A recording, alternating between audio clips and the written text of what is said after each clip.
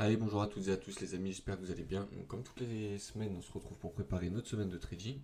On va aller faire un petit tour sur les annonces économiques importantes de la semaine. Et puis on ira faire un tour sur le graphique après pour voir si on a un setup ou deux. Soit en long, soit en short, on va voir comment ça se passe. Bon, de toute façon, on est plutôt long en ce moment sur l'euro dollar depuis décembre maintenant. Donc, on avait trouvé pratiquement le point bas. Qu'est-ce qu'on a à dire en ce moment sur le marché?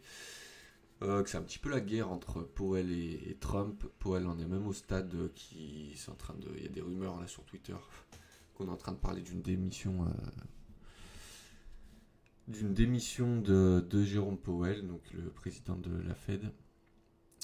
Voilà. Donc les rumeurs disent que Trump voudrait placer en fait quelqu'un qui veuille mettre des baisses de taux beaucoup plus rapidement que Jérôme Powell. On voit que Jérôme Powell traîne un petit peu. On voit que Trump ne fait que le tailler, quoi, tout simplement. Il est sur ses côtes tout le temps. Donc voilà, c'est dans les tuyaux. Pour l'instant, on n'a pas de confirmation. De toute façon, Powell il disait qu'il ne pourrait pas baisser ses taux d'intérêt, enfin, que la Fed ne pourrait pas baisser ses taux d'intérêt tant qu'on n'aurait pas une vision claire sur les tarifs douaniers que Trump va imposer. Donc voilà, là on voit petit à petit, ça a été bon pour le Mexique. Il y a deux trois pays, je les ai pas en tête. Donc voilà, il commence à avoir les vrais chiffres petit à petit. Donc je pense que Powell voilà, va pouvoir prévoir un petit peu plus. En tout cas, on va aller faire un tour sur les écrans tout de suite. Hop. En tout cas, on avait là, il y a 2 semaines 75% qui priçait une baisse de taux, qui priçait qu'il n'y aurait pas de baisse de taux, pardon. Là, on est carrément monté à 95,3. Donc voilà, pour septembre, logiquement, on n'aura pas de baisse de taux. Après, pour juillet, pardon, on a presque une pour septembre à 60%, mais le chiffre a bien baissé. On était un peu plus haut, je ne l'ai pas exactement en tête. Ensuite, pour octobre, on a presque 100% de chance qu'on soit au moins à une baisse de taux de 25 points de base. Et en décembre, voilà, on aurait logiquement une deuxième baisse de taux. Donc pour l'instant, le marché, il price deux baisses de taux du côté de la Fed. Donc avoir les changements, ça pourrait peut-être changer, soit avec la démission de Jérôme Powell, soit avec une annonce un peu plus positive. Donc on va voir tout ça. Cette semaine, on a les annonces, donc c'est autour un petit peu de l'inflation. Donc à surveiller, ça devrait quand même pas mal faire bouger le marché dans tous les cas. Donc on attend. Donc le premier chiffre important, ça va être aujourd'hui, donc mardi, donc avec l'inflation, avec le CPI. Voilà, donc c'est la mesure qui est pas forcément la plus regardée par la Fed. C'est l'inflation PCE, mais ça reste quand même à surveiller. Voilà, donc on voit quand même qu'on redescend pas mal hein, en annuel, donc c'est pas encore, donc c'est avec l'alimentation et l'énergie, donc voilà, ça baisse quand même pas mal, on est pas loin de l'objectif qui est 2%. Euh, donc là, pour aujourd'hui, on s'attend à une petite remontée. Voilà. En tout cas, pour le mensuel encore, on s'annonce aussi une petite hausse donc de points de base. Donc voilà, à voir ce que ça donne aujourd'hui. De toute façon, je vous ferai un petit short tout à l'heure là pour vous expliquer un petit peu ce qui est tombé. Demain, on aura les prix à la production. Les prix à la production, j'aime bien, ça fait souvent pas mal bouger les marchés, donc il y a pas mal de flux qui rentrent. Donc voilà, à surveiller. On peut aller faire un petit tour dessus rapidement si vous voulez. On va se mettre la barre comme ça. Hop. Voilà, on voit les prix à la production qui avaient bien baissé. Qui ont remonté un petit peu, mais bon, on est bien loin quand même des 0,6. Là, c'était quand même très élevé. Donc voilà, l'inflation commence vraiment à être pas trop mal hein, du côté des États-Unis. De toute façon, c'est ce que Powell disait. Hein. Il disait qu'on se rapprochait vraiment pas trop mal de l'objectif. mais qui avait trop d'incertitudes pour pouvoir baisser les taux tout de suite. Donc voilà, il attendait que Trump soit un peu plus clair sur ses tarifs douaniers. Voilà, donc pour mercredi, les prêts à la production. Jeudi, inflation côté Europe. Donc pareil, c'est pas la. Donc là, c'est la normale, entre guillemets, avec donc alimentation et énergie. Donc on voit que même avec l'alimentation et l'énergie, donc c'est la plus élevée en général. Donc on voit qu'on est quand même à 2% du côté de l'Europe. Voilà, donc on price une dernière petite baisse de taux. Je ne l'ai pas en tête, mais normalement je suis même pas sûr que ce soit pour cette année du côté de la BCE. Voilà. Donc à l'inverse, on va commencer à pricer des augmentations de taux, je pense. Voilà, sur l'Europe. Mais bon, le gros morceau, ça reste quand même les États-Unis en ce moment. Hein. C'est là où ça fait bouger le plus, qu'il y a le plus d'incertitudes, le plus de choses. L'Europe, ça reste quand même assez lisible. Donc voilà. Donc on aura les ventes au détail pour côté US jeudi. Pareil, c'est des choses qui reflètent bien en fait l'économie, qu'on peut prévoir un petit peu l'inflation avec. Donc c'est des choses qui font pas mal bouger le marché, j'aime bien. Ensuite, comme toutes les semaines, l'inscription hebdomadaire au chômage. Bon, ça, tant qu'on est aux alentours des 220, 230, là, on s'attend à un petit peu plus. Donc, le chômage qui commence à être un peu plus important que prévu. On va aller faire un tour sur la courbe.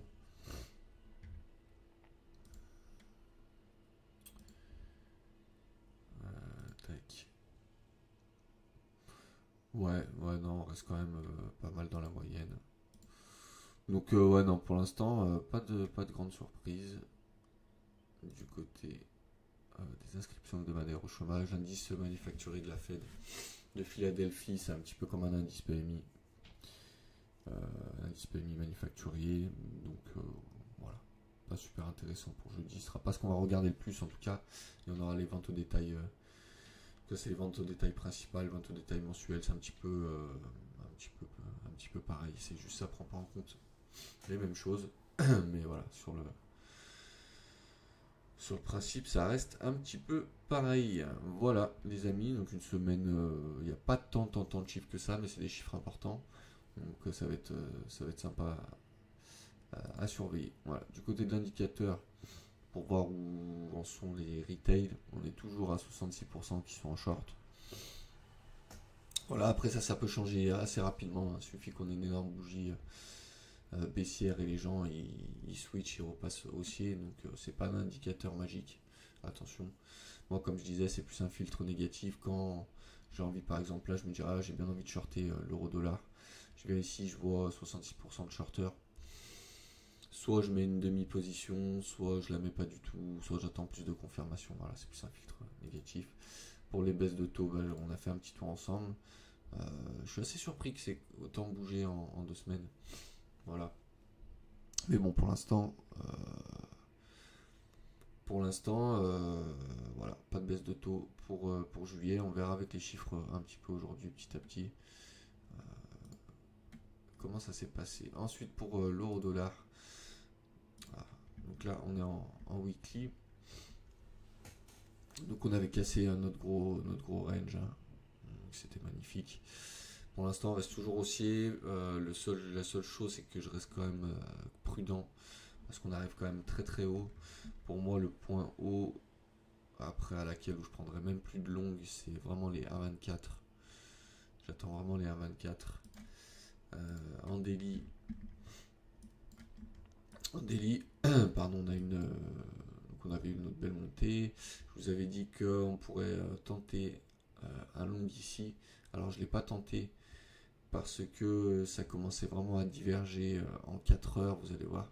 Et l'euro-dollar, de toute façon, quand il commence à diverger en 4 heures, qu'on est juste pile au-dessus, donc là, on dirait que c'est notre support. Mais que, ouais, donc on est pile au-dessus du support, en général, on vient recasser. Après, voilà, en 4 heures, là, on voit que ça commence à rediverger, mais dans l'autre sens. Donc, ça commence à me tâter à ouvrir un long, par contre, là, tout doucement. Donc, on voit qu'on a bien déchargé le RSI en daily. Donc je suis pas contre une explosion. Je je suis pas contre une explosion là, pour l'instant. Ça se profile bien pour un petit long. Voilà, donc c'était ici que je vous parlais. On va essayer de bien zoomer, parce que d'habitude je zoome pas tant et on voit pas très bien. Voilà. Hop, avec le RSI. Donc voilà, on avait transpercé donc, notre résistance. Moi j'attends toujours, de toute façon c'est un retest pour venir rentrer. Donc on l'avait là, on aurait pu rentrer ici, on aurait pu rentrer là avec un stop. Bah voilà, tu vois, je l'avais pré-rempli la semaine dernière. Mais bon, on se serait fait stopper. Parce que si on est bête des fois, c'est pas bon. Des fois, voilà, on a des filtres, là on voit, on a fait un point haut avec le RSI qui est ici. On est descendu, on a refait un point tout petit peu plus haut. Bon, c'est quand même une seule bougie, hein, mais on voit que c'est quand même plus bas sur le RSI. Après, on fait un point, pardon. Je suis un petit peu malade, je suis désolé. Je fais un petit point ici qui est pas plus haut, mais qui est à la même hauteur que le précédent. Mais on voit sur le RSI, c'est carrément, on a carrément une perte de momentum. Ouais, donc voilà. C'est pour ça que je ne suis pas rentré, j'ai bien fait, mais là on voit que ça commence à diverger. Hop, depuis ici. Voilà, hop, et sur le RSI. On commence tout doucement à diverger, mais dans l'autre sens. Bon, je peux la mettre comme ça on voit bien la différence. Hein. Logiquement, tu es censé la tracer comme ça. Mais ça diverge aussi, ouais, on le voit à l'écran, ça diverge aussi. Voilà. Donc hier, je me suis tâté à ouvrir une position. C'était quand? C'était ici. Ouais, j'aurais bien fait parce que ça fait que monter depuis. Mais on n'a pas vraiment de confirmation pour l'instant. J'aime bien attendre soit un bon double top avec la divergence qu'on a pour le coup. Avec une. Ouais, je sais pas si je peux vous le tracer. Tac. Ouais, voilà, plutôt là qu'on a un petit retest. Boum. Et qu'on voit ici, là, qu'on a une belle divergence. Qu'on fasse sur le RSI par exemple, ça. Donc voilà, tout ça, ce serait vraiment le setup parfait pour que je rentre en longue. Pour l'instant, on n'a pas de signe de retournement ou alors une épaule tête épaule ou quelque chose. Pour l'instant, on l'a pas, donc c'est pour ça que je suis pas rentré. Au pire des cas, moi, ça me dérange pas d'attendre qu'on casse à nouveau la résistance, qu'on passe en support pour rentrer. Parce que là, on est un petit peu mieux de nulle part et j'avoue que j'aime pas trop rentrer au milieu de nulle part quoi, quand on n'a pas de grosse confirmation. Là, on peut très bien cet après-midi avoir une annonce qui nous fait baisser le marché un peu plus bas encore, même si on continue à diverger. Donc voilà. On attend une figure de retournement. Ensuite, on va faire un petit tour du coup maintenant sur les terres, parce que je vous en ai parlé la semaine dernière, j'ai eu quelques retours. Donc on a fait une belle clôture weekly. La semaine dernière, on a fait une belle clôture weekly. On a fracassé enfin, c'était long, hein, enfin ce triangle. Donc on l'a cassé par le bas pour aller chercher un petit peu toutes les liquidités. Pour aller empêcher les retails de faire un peu d'argent. De toute façon, le marché crypto est très très manipulé pour le coup. C'est un petit peu... moi je trouve comme le Nasdaq, comme le SP500, il n'y a vraiment que l'euro-dollar, je trouve, qui est efficient.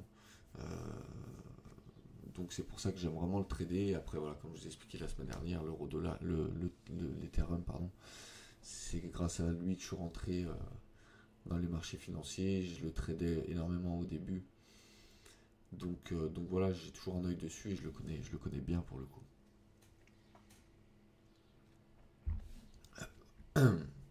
Excusez-moi. Voilà, donc je le connais bien, c'est pour ça que je me permets de le trader. Donc en daily, hop, moi j'avais réouvert donc ma position ici quand il y avait le gros crash. Donc elle est partie en ligne droite hein, pour le coup. Donc dès qu'on est arrivé un petit peu là ici, il y avait une raison parce qu'il y avait la moyenne mobile. Non, ici je l'ai pris, oui, pardon, parce qu'on retestait le bas du triangle. Donc pareil, j'ai une vision haussière, là, moyen long terme sur Ether. Donc voilà, j'ai pris une autre position ici, donc j'ai BE celle-ci, donc voilà, je risque plus rien sur celle-ci. Celle-ci après, quand on a cassé, la résistance. Donc on a cassé le triangle. Là, j'avais pas voulu le réouvrir tout de suite parce que j'avais pas eu l'opportunité en fait. On n'a pas eu de retest dessus. Donc j'ai ouvert au break de la résistance qui est ici. Donc quand j'ai rouvert une autre pause, celle-ci, je l'ai BE. Donc voilà, en fait, finalement, là pour l'instant, je risque 1%. J'ai ouvert une autre position ici. Donc là, j'ai une très très grosse position sur Ether. Parce que je m'attends quand même à un beau mouvement. Donc voilà, il y a moyen de faire pas mal d'argent. Donc je risque toujours 1% de mon capital. Mais j'ai une énorme position parce que je l'ai BE en fait. Petit à petit, je fais un nadine, mais en ayant toujours le même risque. Voilà, donc pour l'instant, ça part bien. Pour l'instant, ça part bien. Je vais quand même revoir mes TP. Je les avais mis mes TP à 6000. Un que je voulais laisser traîner à 8000. Celui-là que je coupe à 4. À voir s'il y a un gros momentum qui se dessine sur Ether. Parce que pour l'instant, c'est quand même pas. C'est quand même pas la folie, quoi. On n'a pas énormément de volume, de momentum. Il n'y a personne qui est derrière. Donc voilà, sûrement que c'est fait exprès pour dégoûter tout le monde et d'un coup on va péter. Mais on pète vraiment progressivement. Moi je m'attendais à quelque chose de plus impulsif. Voilà, donc on verra, mais ça c'est pour la clôture. Donc je pourrais remonter mes stops petit à petit s'il faut. Voilà, pour moi c'est un bon point d'entrée là si vous voulez rentrer. Aujourd'hui, par contre on met un stop qui est large. Celui-là j'aurais pu le mettre même plus large pour moi. Le stop je le mettrai ici à votre place. Voilà, donc on reste quand même sur des beaux trades. On reste quand même sur des beaux trades. 2.6 si on attend l'ancien ATH. Voilà, les amis, pour ce qui est de l'Ethereum. Le BTC, bah moi je le traite pas du tout par contre. Je le traite pas du tout. Je sais pas pourquoi d'ailleurs, mais j'ai toujours. Je connais mieux Ether. En fait, BTC, j'ai jamais trop tradé. Donc voilà, lui qui pareil, il enchaîne un peu comme le Nasdaq, haut sur haut. Donc faut suivre la tendance. Faut suivre la tendance. Donc on attendra qu'il y ait des belles divergences en weekly pour couper les positions. Pareil sur les terres, on voit en weekly, on est au milieu du RSI. Donc on peut carrément monter. En général, c'est 80 pour le RSI en weekly qui commence à bloquer un petit peu notre hausse. Donc on en est très très loin. Le RSI en daily, pareil, on est très très très loin de ce qui peut se faire en surachat sur les terres. Autant sur l'euro-dollar, c'est un peu plus net. Sur les terres, on peut monter assez haut. Sur le RSI, voilà les amis, une vidéo un petit peu longue parce qu'il y a quand même pas mal de choses à dire. N'hésitez pas à commenter, à vous abonner. Voilà, là je vais vous faire un petit short aujourd'hui. On aura pas mal de shorts cette semaine vu qu'il y a pas mal d'annonces importantes qui vont être sympas. Donc voilà, à surveiller. Bonne semaine de trading à vous les amis, soyez prudents et on se retrouve lundi prochain.